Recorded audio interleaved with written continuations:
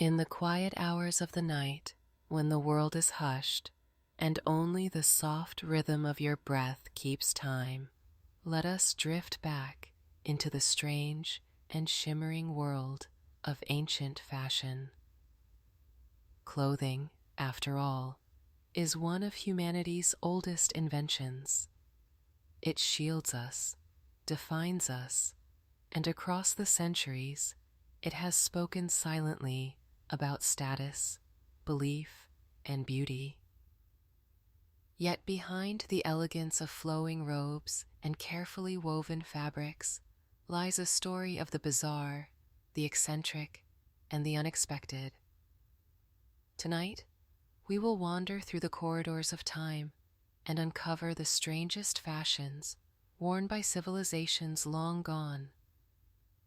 Some of them may seem beautiful, some unsettling, and others almost impossible to imagine. In ancient Egypt, beauty and fashion were never mere vanity. They were spiritual, symbols of harmony with the divine.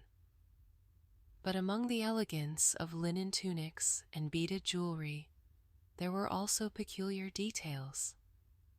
Egyptian nobles, for instance, shaved their entire bodies, every strand of hair removed, not only from the head, but also from eyebrows and even eyelashes. The ideal body was perfectly smooth and hairless. Over this bare skin, they wore wigs so heavy and elaborate they could weigh several pounds. Wigs were curled, perfumed, and sometimes even cooled with cones of scented animal fat that slowly melted in the desert heat, dripping fragrance down the wearer's body. Imagine a banquet, golden lamps burning softly, and rows of guests sitting under the night sky while their perfumed wax cones melted slowly on their wigs, releasing waves of myrrh and cinnamon into the air. To us, it might feel strange, but to them, this was refinement itself. Travel now across the Mediterranean, into Greece, where ideals of beauty took unusual forms. For Greek women, pale skin was prized, a marker of status and purity. They painted their faces with white lead powder, a dangerous substance that over time poisoned the skin and body.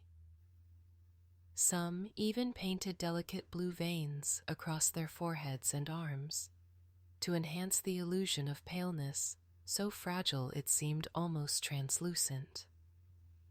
And then there were their shoes. Certain women in Athens wore platform sandals carved with words on the bottom of the sole, so that as they walked along dusty streets, their footprints spelled secret messages like, "Follow me."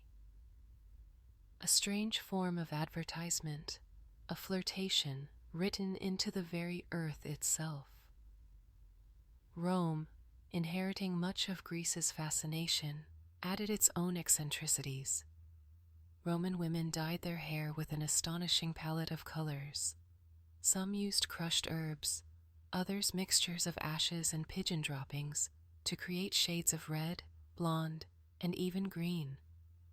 Wigs were imported from conquered lands, blonde hair from the Germanic tribes, darker hues from India, and worn proudly in public.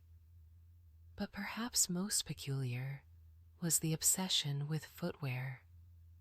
Senators wore special shoes to mark their rank, dyed in crimson and stitched with symbols of power. Ordinary citizens, meanwhile, sometimes adorned their sandals with little bells so their steps jingled as they walked through crowded streets. Fashion was never silent in Rome. It was noisy, scented, shimmering, alive. Far to the east, in China, fashion carried meanings that went beyond beauty. During the Han Dynasty, sleeves grew extraordinarily long, so long they trailed along the floor. These exaggerated sleeves were not practical, they were symbolic, meant to display grace in slow, flowing movements. The art of waving one's sleeves in a dance was considered mesmerizing, like watching clouds drift across the sky. Later, in the Tang Dynasty, men and women painted small patterns onto their foreheads, delicate blossoms, stars, and crescent moons. For a brief period, it was also fashionable for noble women to paste tiny patches of gold foil onto their faces, shimmering like sunlight on water. Strange to us, perhaps, but to them it was a statement of celestial beauty. Yet perhaps no ancient fashion is as unsettling as the traditions of ancient Mesoamerica.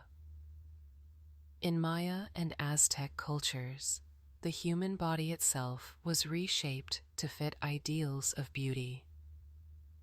Noble families sometimes pressed boards against the foreheads of infants, deliberately flattening them into long, sloping shapes that were considered elegant and divine. Eyes were trained to cross, believed to resemble the gaze of the gods. Teeth were filed into sharp points and inlaid with jade and turquoise, creating smiles that glittered green in the sun. Clothing was richly embroidered, but it was often the body itself that became the canvas for fashion. To modern eyes, it may appear extreme, but to them, it was devotion, a merging of body and spirit, of beauty and belief. And then, there was the ancient fascination with footwear beyond the practical. In Japan, wooden sandals called geta were worn, often with soles so high that walking became a slow, careful act. The clacking of the wood on stones was not only a sound, but a kind of presence. Later, in Nara and Heian courts, nobles blackened their teeth deliberately with a lacquer called ohaguro. To us, black teeth might seem strange, even unsettling, but to the Japanese of the time, they represented elegance, maturity, and loyalty in marriage. If we cross again to Northern Europe, among the Celts and the Norse, fashion took on a wild, mystical edge. Warriors styled their hair with lime, stiffening it into tall spikes that gleamed in battle, making them appear larger, more fearsome, like living statues of stone and fire. Jewelry was heavy and symbolic. Torques of gold twisted around necks, arm rings shining in the sun. To wear such adornments was not only fashion, but also a display of power, a way of declaring strength without speaking a word. The strangeness of ancient fashion lies not only in its forms, but in its meaning.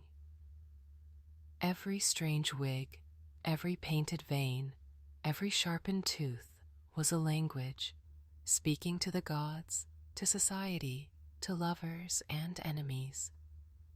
Tonight, we look back at them with curiosity, marveling at how humans have always sought to transform themselves, to become more than flesh and bone, more than the natural body. Fashion was never just clothing. It was a dream, woven into fabric, pressed into skin, melted into perfume. In the ancient world of Persia, fashion carried whispers of cosmic order. Nobles wore robes so wide and heavy, they seemed to flow like rivers when they walked, embroidered with patterns of stars, wings, and fire. Colors were deeply symbolic. Purple for royalty, green for renewal, gold for the sun. But among their adornments was something curious: towering hats and headdresses, sometimes so tall they appeared almost otherworldly. These were not merely decorative, they were believed to elevate the wearer closer to the heavens, a fabric ladder stretching skyward, each inch another step toward the divine.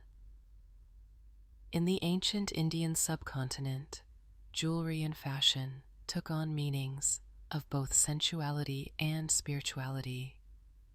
Women adorned themselves with nose rings, anklets that chimed with each step, and intricately decorated saris.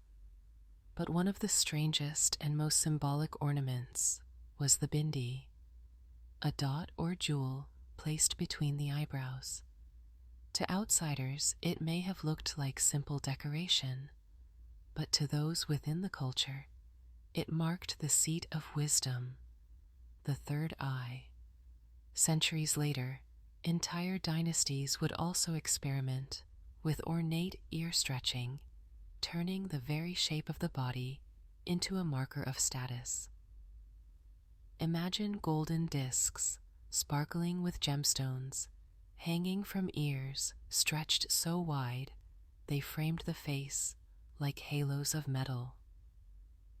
In the distant Pacific Islands, fashion often blurred the line between clothing and ritual. Among the people of Hawaii, for instance, cloaks were made from thousands of bird feathers, woven together into luminous reds and yellows. These cloaks were not just fashion, they were sacred, worn only by chiefs and kings, each feather representing both divine power and the living spirit of the bird itself. The cloaks shimmered in sunlight like living flames, yet behind the beauty lay a strange reality. Sometimes entire forests were combed for years to gather enough feathers for a single garment. The medieval world, too, though centuries later, retained echoes of these ancient eccentricities. In Byzantium, women painted their faces with crushed minerals, glittering powders that caught the glow of candlelight. In Europe, noble women plucked their hairlines high up on their foreheads, a fashion so peculiar it made their faces appear strangely elongated. In China, the practice of foot binding would eventually emerge, creating an ideal of delicate beauty at the cost of pain and deformity. Though not ancient in the same sense, it carries forward the same story. That fashion, through all times, has asked the body to bend, twist, and transform itself into visions of beauty that often defy nature. But one of the most haunting fashions of all lies in the world of ritual masks. Across Africa and Oceania, masks were carved with elaborate detail, faces of spirits, ancestors, animals, and gods. These masks were worn not for decoration, but for transformation. A man who placed such a mask upon his face was no longer himself. He became the being carved in wood or bone. To us, it might seem theatrical, even eerie, but to those who wore them, it was fashion at its most sacred. Clothing, jewelry, and masks all fused into one, a vessel to carry the human soul closer to mystery. If we return once more to Egypt, we find the peculiar fashion of false beards. Pharaohs, both men and women, wore them as symbols of divine rule. Queen Hatshepsut, one of Egypt's most powerful rulers, often appeared in statues and reliefs wearing a ceremonial beard. It was not merely a disguise, but a statement that she was not bound by ordinary gender, but had stepped into the eternal image of kingship itself. Fashion here was transformation, turning a mortal woman into a god king through the simple addition of braided hair. Even jewelry could carry strange significance. In Mesopotamia, rings and amulets were crafted in the shapes of eyes, coiled serpents, and tiny gods. These were not mere decorations, but charms against evil, protective armor disguised as fashion. Some were worn day and night, never removed, their surfaces polished smooth by years of touch. The belief was that the jewel did not simply adorn the body, it guarded the soul. When we look across these traditions, the strangeness of ancient fashion is not in its excess, but in its meaning.